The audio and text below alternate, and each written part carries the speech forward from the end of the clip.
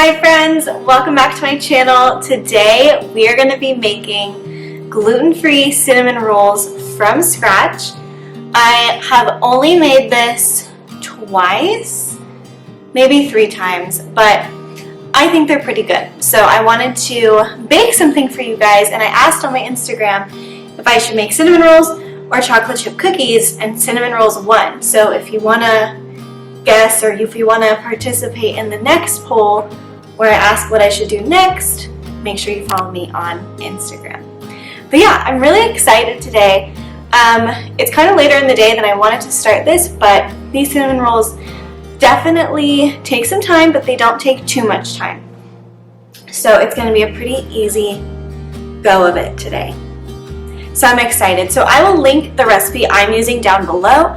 I use that recipe for the dough and the filling, and then I use a different recipe for the icing. So I will make sure to leave the icing recipe below as well. And it's going to be a fun day. I've never done a baking video, so we'll see how this goes. Hopefully they turn out good, and I'm excited. So here we go. We're going to make some cinnamon rolls. Okay friends, so we're going to get started. Okay, so I have a KitchenAid stand mixer. That's super helpful to me. If you don't have one, you can obviously use a hand mixer, or you can always just use your hands. So before we start, I have my recipe right here. I don't have it memorized. Also, I have cats walking around. They might jump up here. Sorry in advance, but I will get them off as quickly as possible. Okay, so here we go. Okay, so the very first step is we are going to put a cup of warm milk. We want it to be around 115 degrees. I have a thermometer, but as long as it's not too cold, it should be okay, at least from my experience. So you're going to put that cup of warm milk. I'm using almond milk. I think you can use any kind of milk. I've only used almond milk, so I know that it works. But you're going to put it in your bowl on your stand mixer. While you have your warm milk in there, you're going to sprinkle 2.5 teaspoons of instant active dry yeast.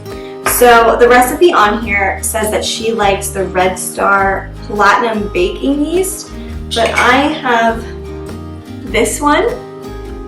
So I have a jar because it was cheaper than buying packets, but yeah, so we're going to do 2.5 teaspoons of this, and you're going to sprinkle it over the top of the warm milk.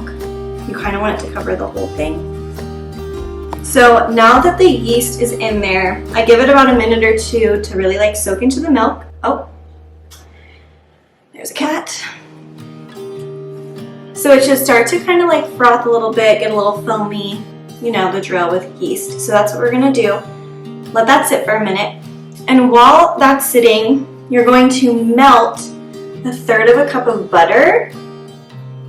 And then you're going to get some granulated sugar, 2 large eggs, and a little bit of salt. So I am going to put in a tiny little dash of salt.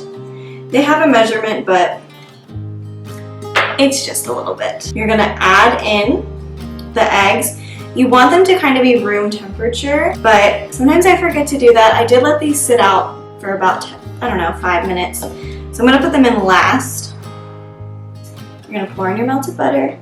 You're going to add 1/2 cup of granulated white sugar. I have this really cute little sugar jar from Target that I keep my sugar in. Also, I got these really adorable measuring cups for baking videos from Anthropology. So we're going to use this little 1/2 cup one. So yeah, you're going to put 1/2 cup of sugar. And then your 2 eggs. Okay, so once you add all that in, you're gonna get your beater attachment and just kind of mix up the wet ingredients for a very quick amount of time. And then you're gonna start adding in your flour. I'm just gonna let it spin for 30 seconds. Oh, maybe I should plug it in. Okay, so the wet ingredients are now combined, and you're gonna start adding in your flour. So, hello. So we are going to be using today my 1-to-1 baking flour that is gluten-free. It's from Bob's Red Mill, I think. Yeah, so we need 4.5 cups of flour. So I don't know if I have that much in this bag. So I also have some cassava flour as a backup. So I've noticed that like with gluten-free baking, you should pay attention to the flours, but then again, this recipe is not a gluten-free recipe. I'm just making it gluten-free, so we're just gonna go with it. Okay, so you're gonna add 1 cup at a time and then combine it and then keep adding until you get to 4 cups.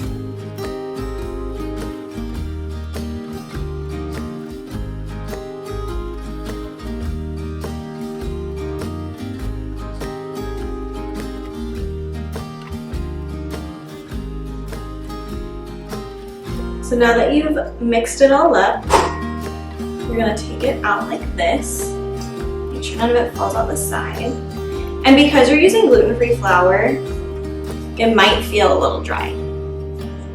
But it shouldn't feel so dry that you can't like squish it together. So once you've done that, we're going to switch attachments. So you're going to switch to the dough hook attachment to try to make it into a ball of dough. Now remember, because this is gluten-free, it's always gonna feel and look a little flaky just because gluten-free flour is different than regular flour. So you're gonna let this knead the dough for like 5 to 7 minutes or until you think it's kind of formed into a dough.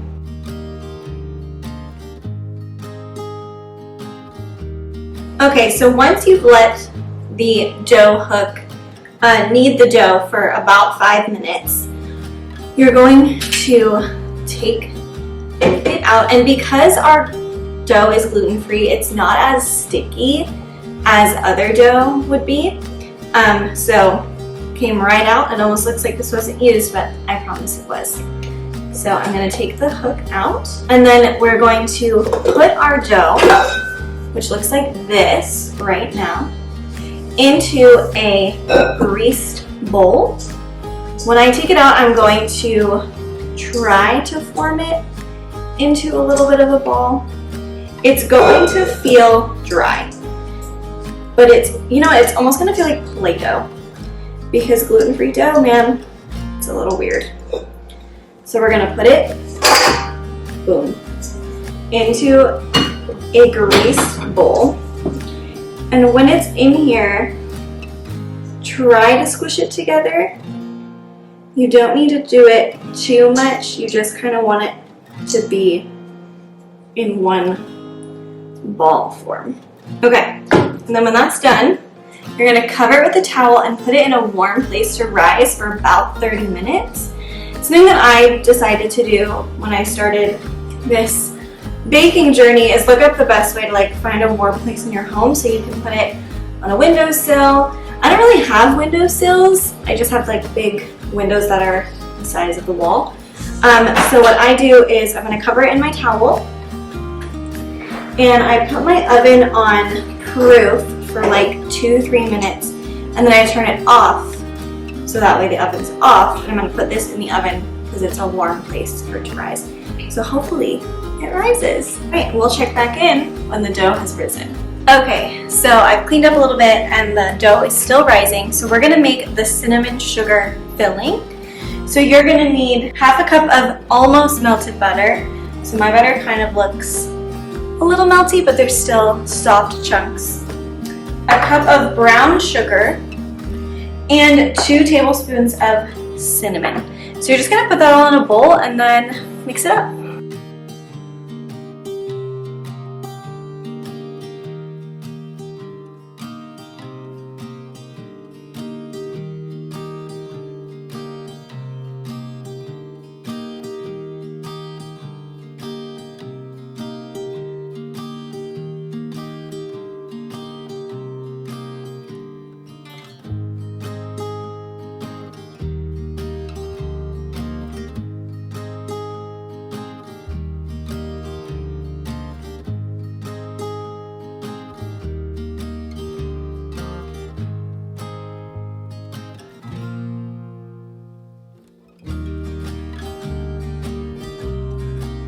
Okay friends, so our dough is done rising. It rose a little bit. Again, it's not gonna be like super big. It's only gonna rise a little bit, and plus it was only about 30 minutes. So this is what our dough looks like. It's a little, I don't know, crumbly is a good word, but it still feels very soft and you can like make indents in it. So I think if you were gonna do this, and the next time I do this, I would stop at 3 cups of flour. I think there's a little too much flour in this dough, but we're gonna make it work today. So instead of putting flour on my surface, I'm gonna put a little bit of olive oil so my dough does not get more dry. And make sure to put it on your rolling pin as well. So we're going to put our dough out. We're trying to roll it into about a larger rectangle. Do your best, doesn't have to be perfect. And we want it to be pretty thin, about 1/4 of an inch thick. So that's what I'm about to do. Let's see how this goes.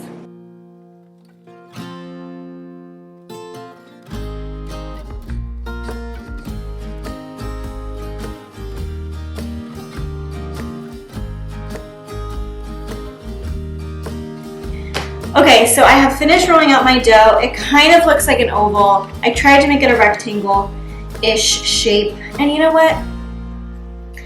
You just kind of have to be proud of your dough that it's gotten this far when you're making something gluten-free. So we are going to now put the cinnamon sugar concoction on it.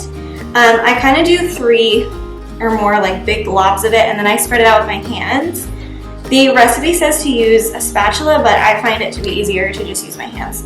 So we're gonna spread it out and we're gonna roll it up.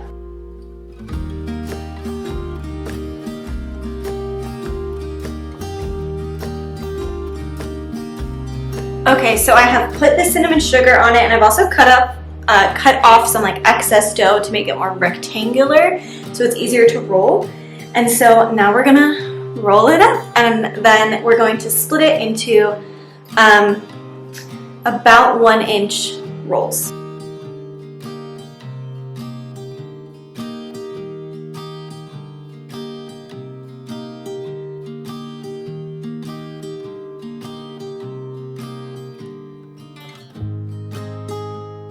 Okay, so something to point out, when you're rolling gluten-free dough, or at least this gluten-free dough, make sure you're going really slow and calm and not too abrasive, because it is gentle dough. Remember, there's no gluten in it to hold it together.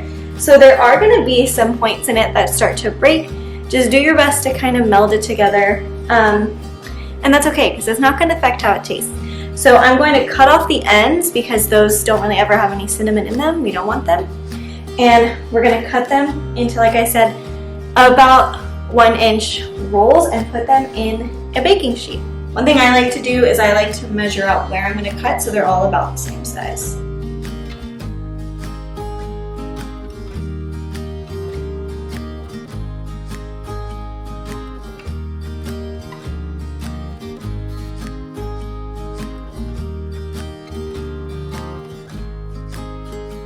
Okay, so they're in the pan. This is what they look like.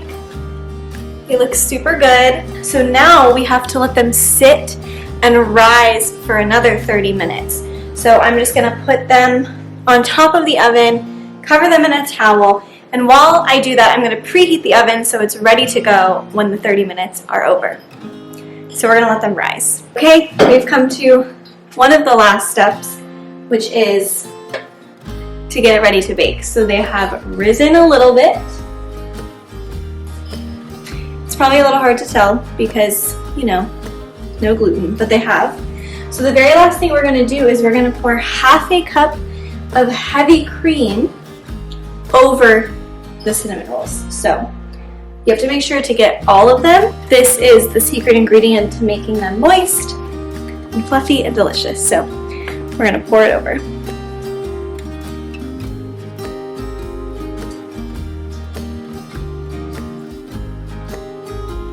Try to get a little bit on every single one.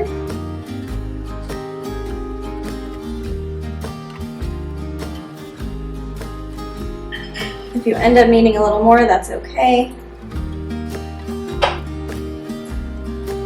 So now it's time to bake them. So they are going to bake for about 20 to 22 minutes, and then we'll put icing on them. And when they come out of the oven and they're cooling, I will show you how to make the icing. Okay, friends, so I just took them out of the oven. They don't look the most picture perfect, but they're not going to because they're gluten-free. But they smell so good. So they're cooling a little bit. We are gonna make the icing. Let's make it. So with the icing, it's really simple. Like I said earlier in the video, I use a different recipe than in the recipe for the dough and the filling. So this is what we're gonna do for the icing. You need to make sure you have the whisk attachment for your hand mixer or for your KitchenAid. So let me get it. So you're gonna put the whisk attachment on, and you're going to put 2 tablespoons of room temperature butter. I just let mine sit out a little bit and get a little soft. So we're gonna do 2 tablespoons of that. Then you need a cup of powdered sugar. That's what's gonna make the icing so delicious. Powdered sugar always gets everywhere, no matter how hard you try to not let it get everywhere. Oop, there's some on my phone. Now you're gonna need half a teaspoon of vanilla extract. And the last thing is you need 1.5 tablespoons of hot water. Once you have all those things in, you're gonna whisk it together. So something I've noticed is that the butter will sometimes get stuck. So if you scoop it out, ooh, goodness. And keep going, eventually it'll turn into like a very liquidy icing. Okay, so my icing is done, and I'm just gonna drizzle it across the top. My icing is like a little liquidy, but I like that because then it falls through the middle.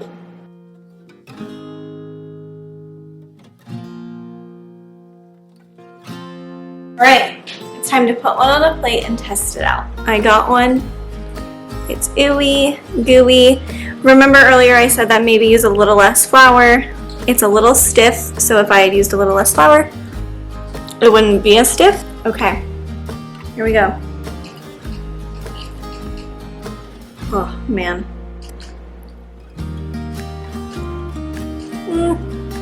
So delicious. Oh wow, they're really good. So if you've never had a gluten-free baked good before, they're gonna taste kind of dry to you. But if you are gluten-free like me, it's very yummy. Look at all the cinnamon. It's so delicious. I'm so happy that I made them. So the last thing I want to say is that these are also really easy for heating up. I just put one on a plate, put it in the microwave for like 20-30 seconds. And they're perfectly warm and the icing becomes all gooey again and delicious. So thank you guys so much for watching my cinnamon roll video. This is the first time I've ever baked anything for YouTube, and it's only my 3rd time making these, so I'm pretty proud of them. Please let me know what you want me to bake next. Comment that down below. Remember, I am gluten-free, so everything I will bake on here will be gluten-free. Maybe I'll make those chocolate chip cookies next because those are really good. So friends, thank you so much for watching.